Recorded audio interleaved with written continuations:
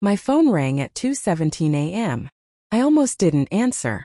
But when I saw my brother's name, my chest tightened. "Mom's gone," Grant said flatly. No tears. No pause. Then he added, "She left everything to me. Don't bother fighting it." I sat on the edge of my bed, gripping the phone, listening to him breathe like he just won something. 30 seconds later, a text came in. A copy of a death notice. And a warning: stay away.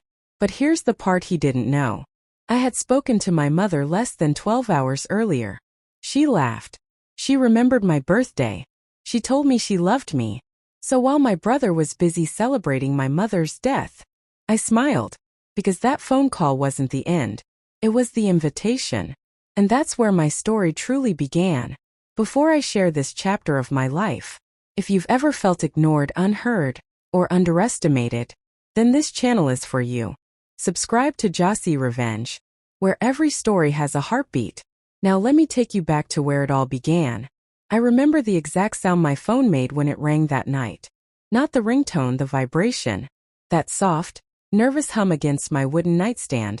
Like it already knew the news it carried wasn't gentle. It was 2:17 a.m. I stared at the screen for a long moment before touching it. My brother's name glowed back at me. Grant. We hadn't spoken in weeks. Not since our last argument about Mom's finances. Not since he told me, "You worry too much. I've got it handled." No one calls at that hour with good intentions. "Grant," I said, my voice thick with sleep and something else I couldn't name yet. There was a pause. Not the kind where someone gathers courage. The kind where someone enjoys control. "Mom died last night," he said. Just like that. No softness. No warning. No "I'm sorry." Just a sentence dropped like a stone. I sat up so fast the blanket slid to the floor. "What?" I whispered. "That's not funny. Why would you?" "I inherited everything," he cut in. "She made it clear. I'm telling you now so you don't embarrass yourself later." My mouth opened but no sound came out. My heart was beating so loudly I could hear it in my ears. "Grant," I said slowly, "I spoke to Mom yesterday." Another pause. Shorter this time. "She had dementia," he replied. "You know that." She didn't always know what she was saying. Dementia. He said it the way people say weather or traffic. Casual. Convenient. "I'm tired," he continued. "The funeral arrangements are being handled. Don't contest the will. You won't win. And frankly, Mom wouldn't have wanted the stress." Then he hung up. No goodbye. No explanation. No grief. I sat there in the dark, phone pressed to my ear, listening to silence. Have you ever had a moment where your body reacts before your mind catches up?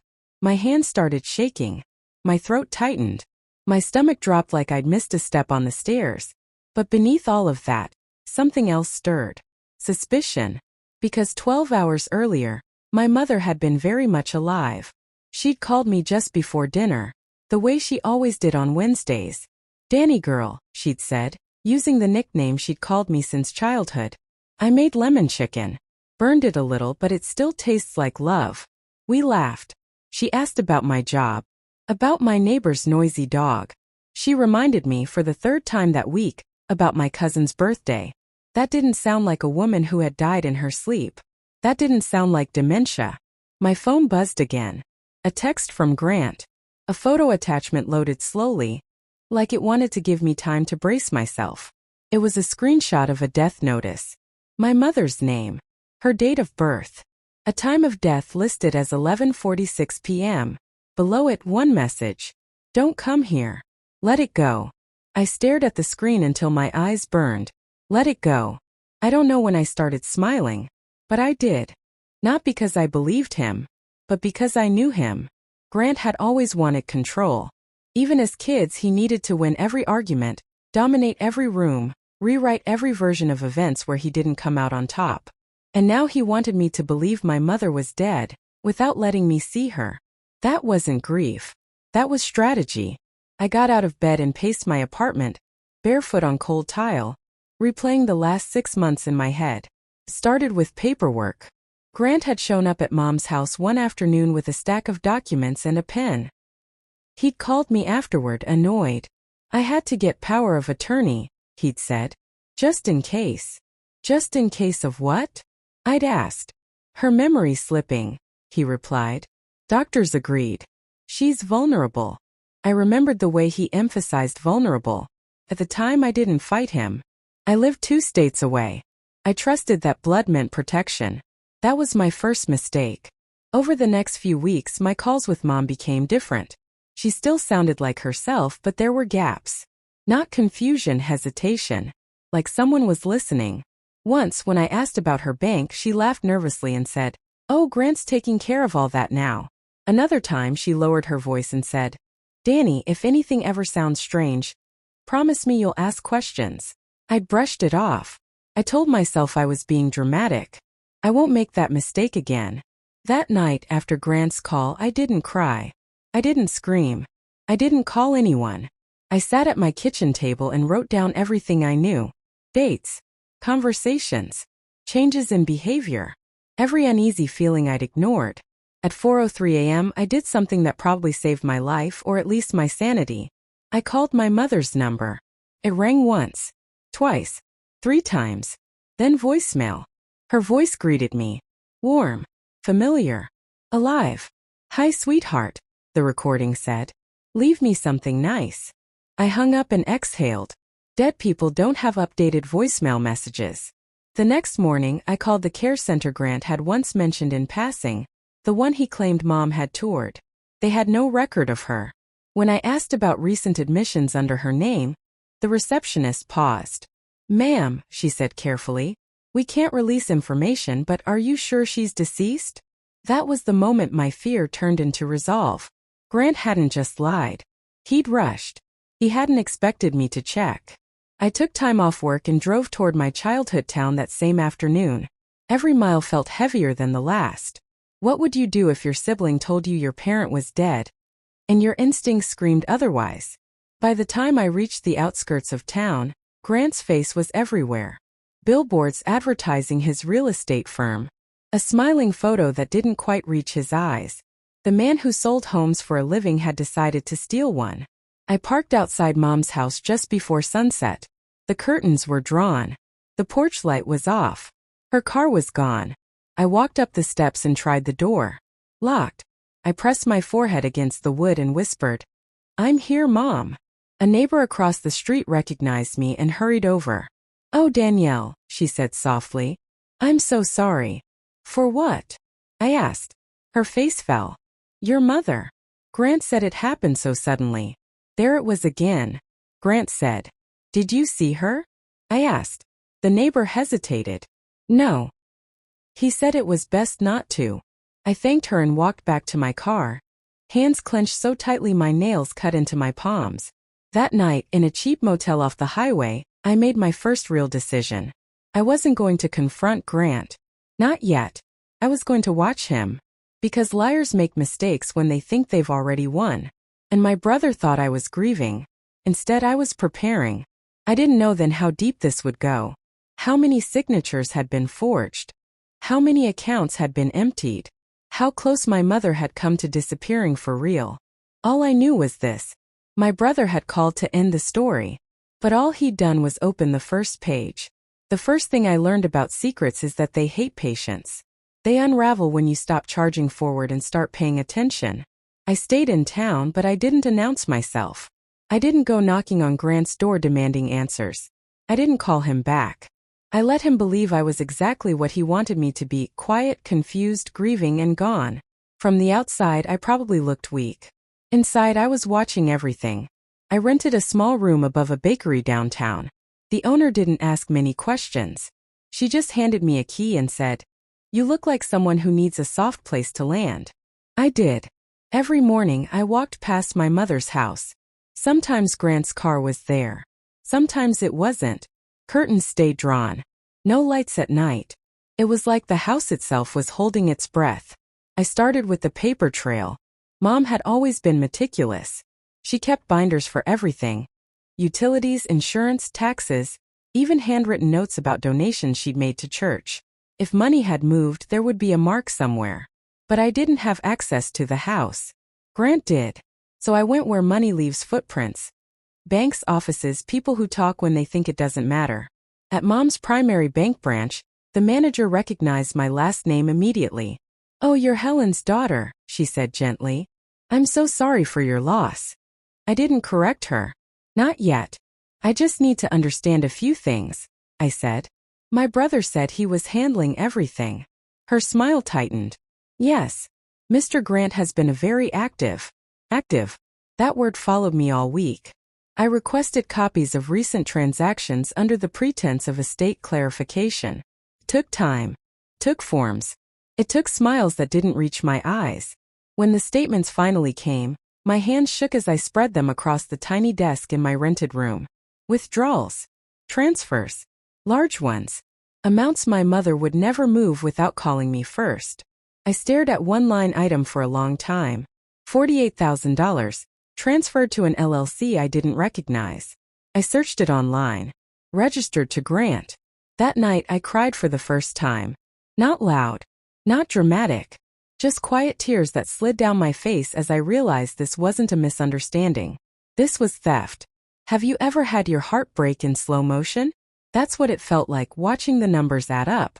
I confronted the bank manager again. "I thought you said my brother was power of attorney," I said carefully. "He is," she replied. "Everything was signed properly." "By who?" She paused. "By your mother." I swallowed. "And the doctor who declared her unfit?" Another pause. Longer. "Dr. Whitmore," she said. That name hit something deep in my memory. Dr. Whitmore had been Mom's physician for years. He'd attended our family barbecues.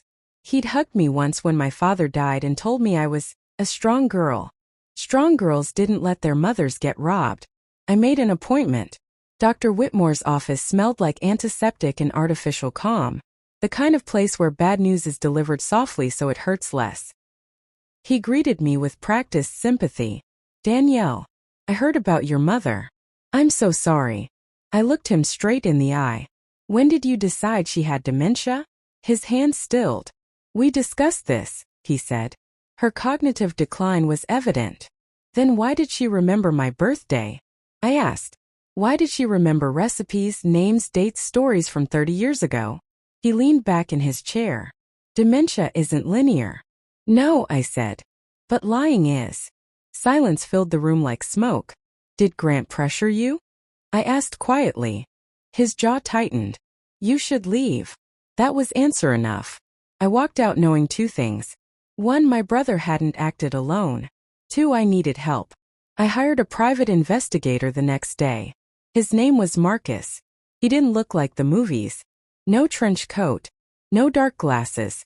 Just a notebook, sharp eyes, and a calm voice that didn't flinch when I told him everything.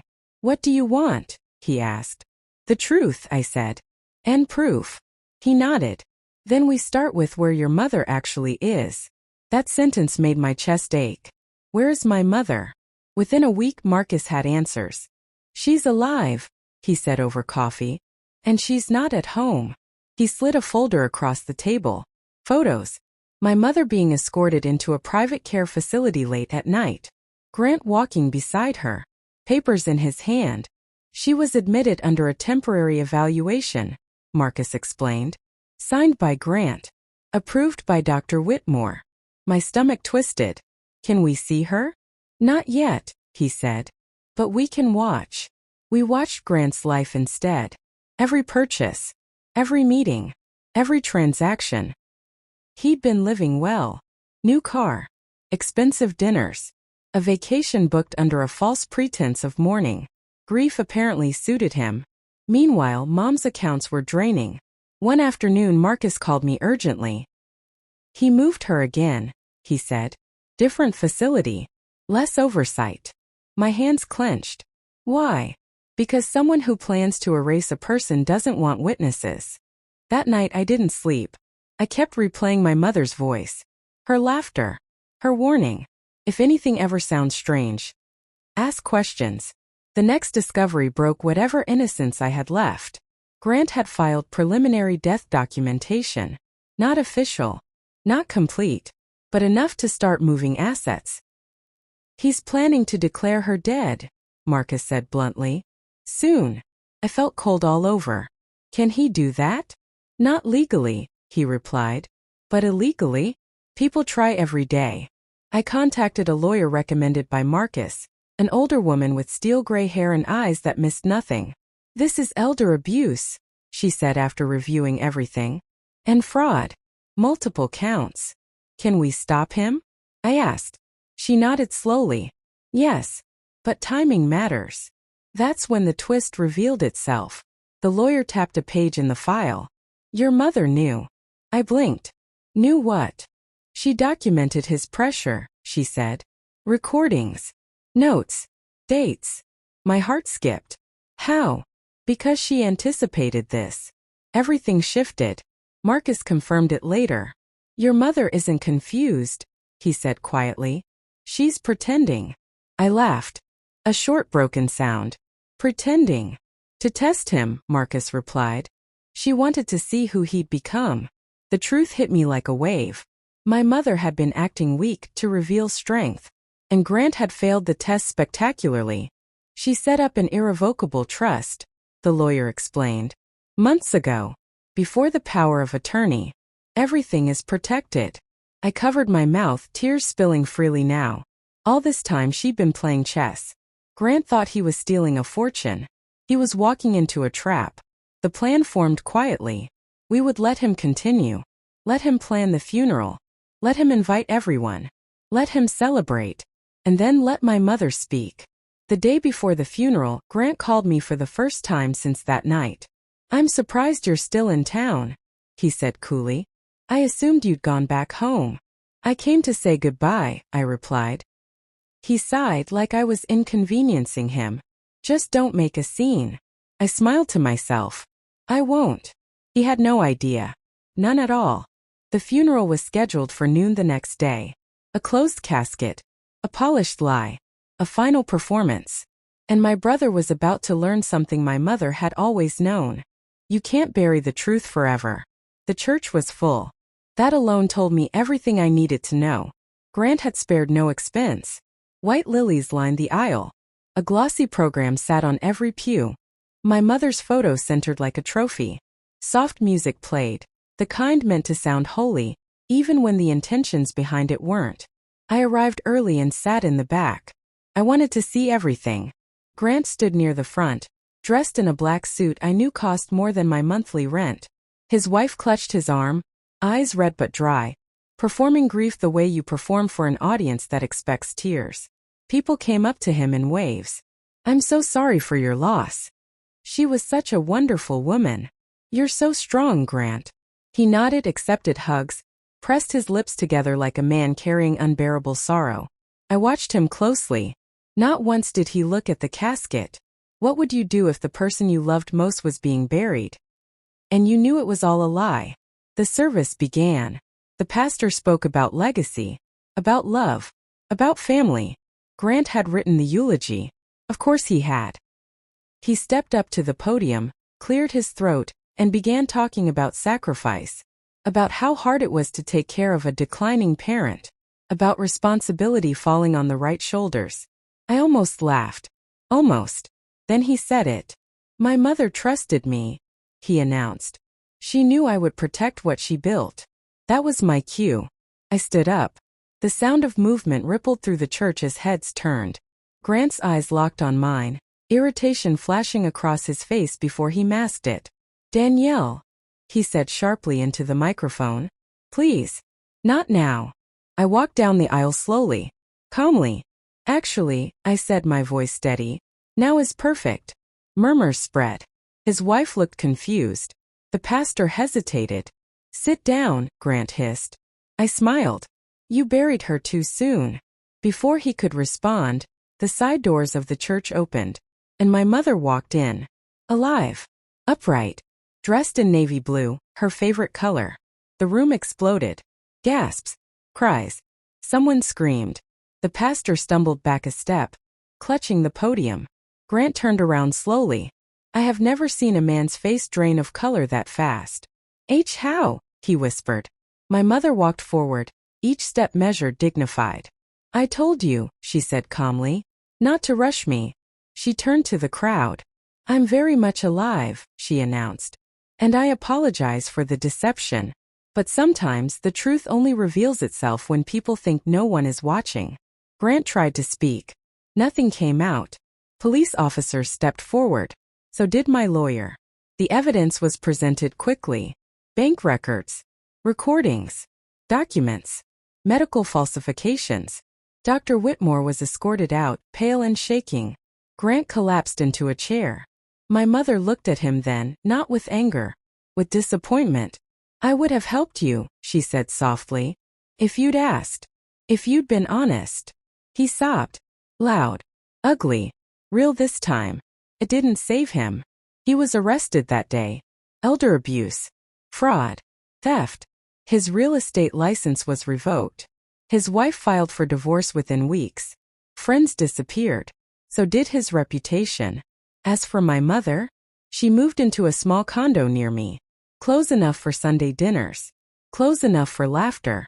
She started a foundation for victims of elder abuse. And me? I learned something I'll never forget. Family isn't who shares your blood. It's who protects your heart. Moral of the story. The church was full. That alone told me everything I needed to know. Grant had spared no expense. White lilies lined the aisle. A glossy program sat on every pew. My mother's photo centered like a trophy. Soft music played, the kind meant to sound holy, even when the intentions behind it weren't. I arrived early and sat in the back. I wanted to see everything. Grant stood near the front, dressed in a black suit I knew cost more than my monthly rent. His wife clutched his arm, eyes red but dry, performing grief the way you perform for an audience that expects tears. People came up to him in waves. I'm so sorry for your loss. She was such a wonderful woman. You're so strong, Grant. He nodded, accepted hugs, pressed his lips together like a man carrying unbearable sorrow. I watched him closely. Not once did he look at the casket. What would you do if the person you loved most was being buried? And you knew it was all a lie. The service began. The pastor spoke about legacy, about love, about family. Grant had written the eulogy. Of course he had. He stepped up to the podium, cleared his throat, and began talking about sacrifice, about how hard it was to take care of a declining parent, about responsibility falling on the right shoulders. I almost laughed. Almost. Then he said it. My mother trusted me, he announced. She knew I would protect what she built. That was my cue. I stood up. The sound of movement rippled through the church as heads turned. Grant's eyes locked on mine, irritation flashing across his face before he masked it. Danielle, he said sharply into the microphone. Please. Not now. I walked down the aisle slowly, calmly. Actually, I said, my voice steady. Now is perfect. Murmurs spread. His wife looked confused. The pastor hesitated. Sit down, Grant hissed. I smiled. You buried her too soon. Before he could respond, the side doors of the church opened, and my mother walked in. Alive. Upright. Dressed in navy blue, her favorite color. The room exploded. Gasps. Cries. Someone screamed. The pastor stumbled back a step, clutching the podium. Grant turned around slowly. I have never seen a man's face drain of color that fast. How? He whispered. My mother walked forward, each step measured, dignified. I told you, she said calmly, not to rush me. She turned to the crowd. I'm very much alive, she announced. And I apologize for the deception.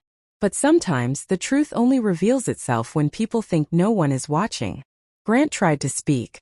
Nothing came out. Police officers stepped forward. So did my lawyer. The evidence was presented quickly. Bank records, recordings, documents, medical falsifications. Dr. Whitmore was escorted out, pale and shaking. Grant collapsed into a chair. My mother looked at him then, not with anger, with disappointment. I would have helped you, she said softly. If you'd asked. If you'd been honest. He sobbed. Loud. Ugly. Real this time. It didn't save him. He was arrested that day. Elder abuse. Fraud. Theft. His real estate license was revoked. His wife filed for divorce within weeks. Friends disappeared. So did his reputation. As for my mother, she moved into a small condo near me. Clothes enough for Sunday dinners. Clothes enough for laughter. She started a foundation for victims of elder abuse. And me? I learned something I'll never forget. Family isn't who shares your blood. It's who protects your heart. Moral of the story. Sometimes the people who test us the most are the ones who grew up beside us. I learned that love doesn't demand silence, and loyalty doesn't mean blindness. My mother showed me that wisdom can look like weakness until the right moment. If my story touched you, hit that subscribe button for more emotional tales from Jossy Revenge. And even if it didn't, come on, subscribe anyway, I'll win you over next time. Drop a comment, like the video, and let's keep the stories alive. Thanks for watching.